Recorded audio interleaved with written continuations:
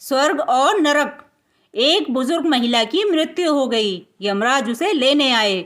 महिला ने यमराज से पूछा, आप मुझे स्वर्ग ले जाएंगे या नरक? यमराज बोले, दोनों में से कहीं नहीं।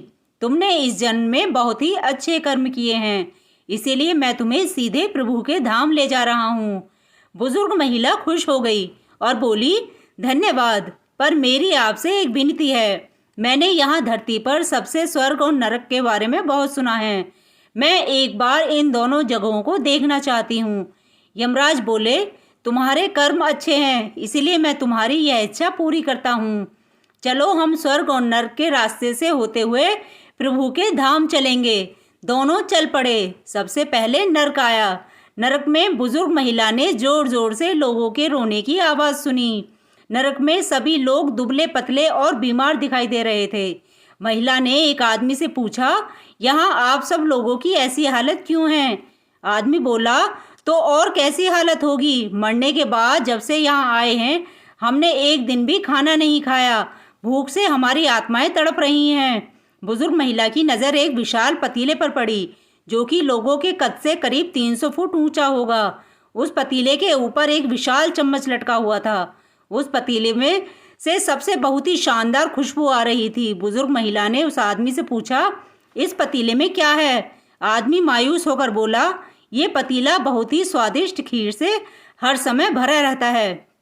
बुजुर्ग महिला ने हैरानी से पूछा, इसमें खीर है तो आप लोग पेट भर के ये खीर खाते क्यों नहीं? भूख से क्यों तड़प रहे हैं? आदमी रो रो कर बोलने लगा, कैसे खाएं? ये पतीला 300 फुट ऊंचा है। हम में से कोई भी उस पतीले तक नहीं पहुंच पाता। बुजुर्ग महिला को उन पर तरस आ गया। सोचने लगी, बेचारे खीर का पतीला होते हुए भी भूख से बेहाल हैं। शायद ईश्वर ने इन्हें ये ही दंड दिया होगा। यमराज बुजुर्ग महिला से बोले, चलो हमें देर हो रही है। दोनों चल पड़े। कुछ दूर चलने पर स्वर्ग आया। वहाँ पर बुजुर्ग महिला को सबके हंसने की खिलखिलाने की आवाज़ सुनाई दी। सब लोग बहुत खुश दिखाई दे रहे थे। उनको खुश देखकर बुजुर्ग महिला भी बहुत खुश हो गई। पर वहाँ स्वर्ग में भी बुजुर्ग महिला की नज़र वैसे ही 300 फुट ऊंचे पतीले पर पड़ी जैसा नरक में था। उसके ऊपर भी वैसा ही चम्मच लटका हुआ था। बुजुर्ग महिला ने वहाँ लोगों से पूछा, इस पतीले में क्या है? स्वर्ग के लोग बोले, इसमें बहुत स्वादिष्ट खीर है। बुजुर्ग महिला हैरान हो गई। उनसे बोली, पर यह पतीला तो 300 फुट ऊंचा है। आप लोग तो इस तक पहुंच ही नहीं पाते होंगे। उस हिसाब से तो आप लोगों को खाना मिलता ही नहीं होगा। आप लोग भूख से बेहाल होंगे। पर मुझे तो आप सभी इतने खुश लग रहे हो, ऐसे कैसे? लोग बोले, हम तो सभी लोग इस पतीले में से पेट भर के खीर खाते हैं। महिला बोली, पर कैसे? पतीला तो बहुत ऊंचा है। लोग बोले, तो क्या हो गया?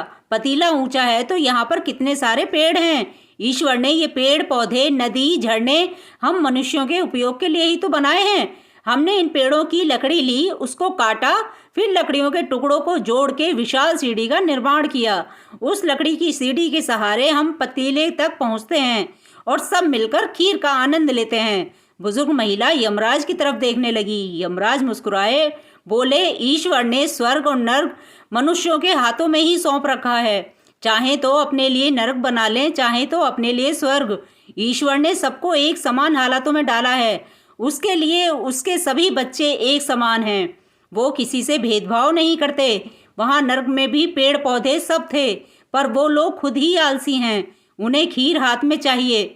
वो कोई कर्म नहीं करना चाहते, कोई मेहनत नहीं करना चाहते, इसीलिए सब भूख से बेहाल हैं। यही तो ईश्वर की बनाई इस दुनिया का नियम है। जो कर्म करेगा, मेहनत करेगा, उसी को मीठा फल खाने को मिलेगा। अर्थात स्वर्ग एवं नर्क आपके हाथ में ही है। मेहनत करें, अच्छे कर्म करें और अपने जीवन को स्वर्ग बनाएं। तो उम्मीद करते हैं कि आज की कहानी आपको पसंद आई होगी। तो please subscribe, like, share and comment और धन्यवाद।